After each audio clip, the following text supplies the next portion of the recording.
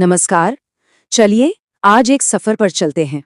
ये सफर किसी जवाब को ढूंढने का नहीं, बल्कि एक गहरे सवाल को समझने का है। एक ऐसा सवाल जो हजारों सालों से साधकों के दिल और दिमाग में गूंजता रहा है। आज हम इसके एक एक शब्द को खोलकर देखेंगे और ये जानने की कोशिश करेंगे कि ये हमारी आध्यात्मिक खोज के बारे में क्या बताता है। जानते हैं, हर बड़ी आध्यात्मिक खोज की शुरुआत एक सवाल से ही होती है। और ये सवाल सिर्फ दिमागी कसरत नहीं होते। नहीं, ये तो आत्मा की गहराई से निकली एक पुकार होते हैं।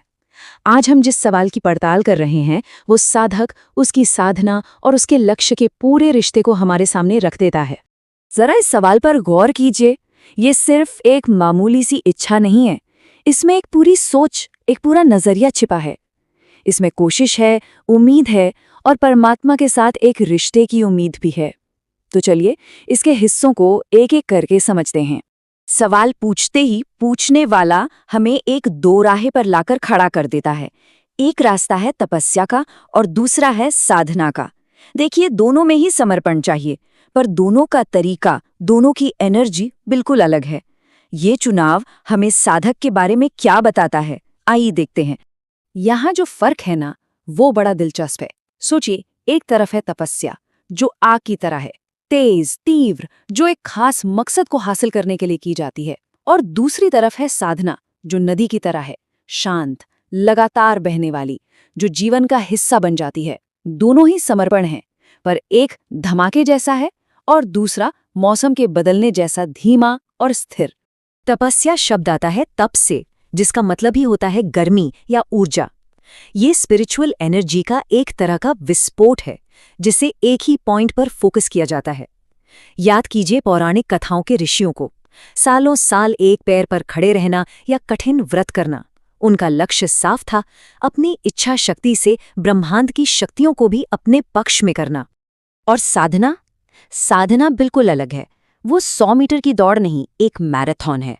ये हर रोज थोड़ा थोड़ा करके खुद को बदलने की कला है। ये रोज सुबह का ध्यान हो सकता है, कोई मंत्र जाप हो सकता है, या निस्वार्थ सेवा भी हो सकती है। इसका मकसद एक दिन में कोई चमत्कार करना नहीं, बल्कि धीरे धीरे पूरी जिंदगी को ही एक पवित्र अभ्यास बना देना है। तो ठीक है, रास्ता चाहे आग का हो या पानी का, लेकिन मंजिल क्या है? आखिर ये सारी मेहनत, ये सारा परिश्रम किसके लिए किया जा रहा है? ये सवाल हमें सीधा भक्ति के केंद्र में ले जाता है। और अब हम आते हैं इस सवाल के बिल्कुल केंद्र में, भगवान। ये शब्द बहुत जरूरी है। सवाल पूछने वाला किसी नियम या किसी अनजान शक्ति से बात नहीं कर रहा। नहीं, वो एक व्यक्तिगत, चेतन सत्ता से जुड़ना चाहता है। इस नजरिए से देखें तो भगवान सिर्फ एक दर्शक नहीं है जो दूर से सब देख रहे हैं।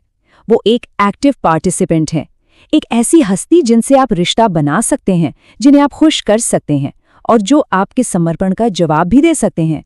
असल में यही तो भक्ति परंपराओं की नींव है, परमात्मा के साथ एक गहरा व्यक्तिगत रिश्ता। तो फिर इस दिव्य मिलन से चाहिए क्या? इस मुश्किल यात्रा का आखिरी इनाम क्या है? और ये बात हमें सवाल के आखिरी और सबसे अहम शब्द तक ले जाती है, एक ऐसा शब्द जो उम्मीदों से लबालब भरा है। और आखिर में साधक की सारी उम्मीदें एक शब्द में सिमट जाती हैं, वरदान। लेकिन ये सिर्फ कोई इनाम या तोहफा नहीं है, ये एक दैवीय कृपा है, एक ऐसा आशीर्वाद जो दुनिया के आम कायदे कानूनों से परे है। वरदान असल में इस विश्वास का प्रतीक है कि हमारी आध्यात्मिक कोशिशें बेकार नहीं जाती। ये मानना है कि ब्रह्मांड हमारी पुकार को सुनता है और उसका जवाब भी देता है। ये दैवी कृपा का एक ठोस सबूत है जो साधक को यकीन दिलाता है कि उसकी इस यात्रा में वो अकेला नहीं है। अच्छा, तो अब हमने इन शक्तिशाली शब्दों तपस्या, साधना, भगवान और वरदान को अलग अलग समझ लिया है। तो चलिए अब इन सब टुकड़ों को वापस जोड़ते हैं और देखते हैं कि ये पूरा सवाल अब हमें कैसा दिखता है। अब इस नई समझ के साथ ये सवाल सिर्फ एक इच्छा नहीं लगता है ना, ये तो एक आध्यात्मिक इक्वेशन जैसा लगता है। साधक मानो पूछ रहा है, वो कौन सा एक्स यानी तपस्या या साधना है जिसे करने से मुझे वाई यानी भगवान का वरदान मिलेगा। यहाँ सिर्फ फल पाने की इच्छा नहीं है, बल्कि उस फॉर्मूले को समझने की भी गहरी चाहत है जिससे वो फल मिलता है। लेकिन यहाँ एक और भी गहरा मोड़ है। जरा सोचिए, क्या हो अगर ये पूरा समीकरण ही असल चीज ना हो? क्या हो अगर असली वरदान मंजिल पर नहीं बल्कि खुद उस यात्रा में ही छिपा हो सकता है तपस्या की आग और साधना का शांत प्रवाह साधक को अंदर से इतना बदल दे कि उसे किसी बाहरी वरदान की जरूरत ही ना रहे। मतलब यात्रा ही उसे वो बना दे जो वो बनना चाहता था।